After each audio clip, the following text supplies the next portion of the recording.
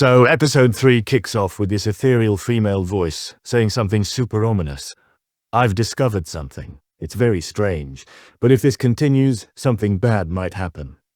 Right away, we're thrown into confusion as Arthur finds himself face to face with this bizarre beast-like creature.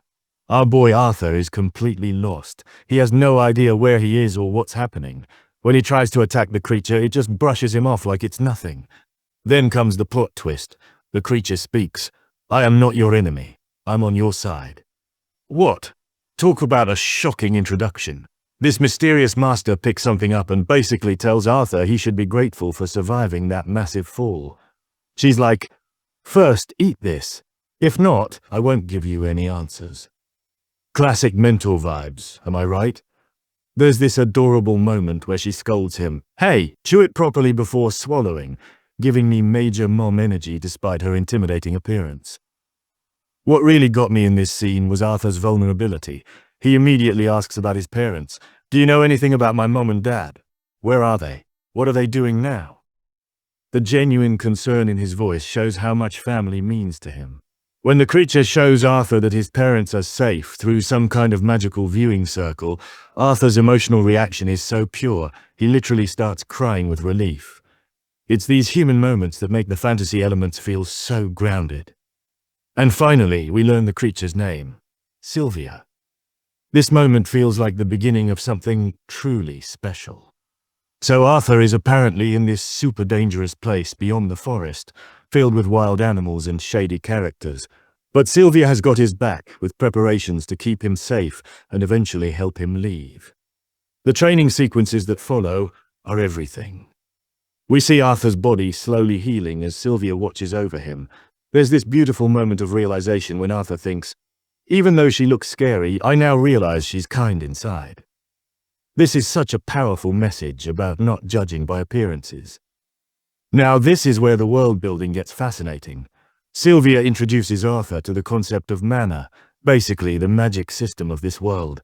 She teaches him to absorb magic in this super cool way, comparing it to refueling an aircraft mid-air.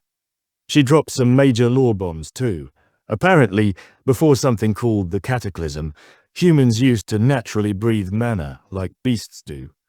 This hints at some massive historical events that shaped this world. When Sylvia asks Arthur what he'd do with this power, his response reveals so much about his character. Thinking about his past, he furiously declares, if anyone tries to hurt my family, I'll destroy them completely. What happens next floored me. Sylvia straight up attacks Arthur. When he questions her, she delivers this incredible line. If you want to defeat someone, you must act, not just speak. He replied, that's how I became the strongest king in my past life. The way she challenges his anger is such powerful character development. She demonstrates that her hand can both crush and heal, showing the duality of power. Do you now understand the difference between hard and soft? What an incredible metaphor. This whole sequence shows that Sylvia isn't just teaching Arthur magic, she's teaching him wisdom. She genuinely cares for him and wants to guide him away from the path of anger and violence. It's such a nuanced approach to mentor-student relationships that you don't often see in anime. Just when things are getting deep, the episode throws a major curveball. A flying figure appears, threatening Sylvia. No matter where you hide, I'll find you. We get this brief cut to King Grey, which seems to connect to Arthur's past life, staring at a poster about declining birth rates and increasing wars. This small scene actually packs so much world-building into just a few seconds. Back in the cave, Arthur is learning quickly when Sylvia suddenly pushes him away. The mysterious flying figure arrives and attacks Sylvia viciously. The animation in this fight sequence is stunning. When Sylvia uses a powerful magic that changes her form, her attacker says something that broke my heart. Fool, why did you use that power? Now you're going to die soon. Sylvia's response? I'm not worried. I've lived happily. Ugh, my heart! What happens next had me sobbing. Sylvia reveals her true form, a dragon. Before Arthur leaves through the warp she created, she gives him 2 gifts, a feather and a crystal-like egg that wraps around his hand when he touches it. Her parting words are so poignant. I've taught you how to survive. Don't forget it. I was truly happy with you. The dialogue that follows is just emotional perfection. Sylvia, now that you've received this power, what will you do? Arthur, I'll protect everyone. But Arthur, as much as you promised to protect others, I can't protect you anymore. Arthur's inner monologue here shows such growth. Why did my words change like this? Is it because of the gratitude she showed me all the time we spent together? My family is part of this too. Then he says what we're all thinking. Sylvia, I don't want to leave you. You're like family to me. If not my mother, then you're like my grandma. The fact that this makes Sylvia cry.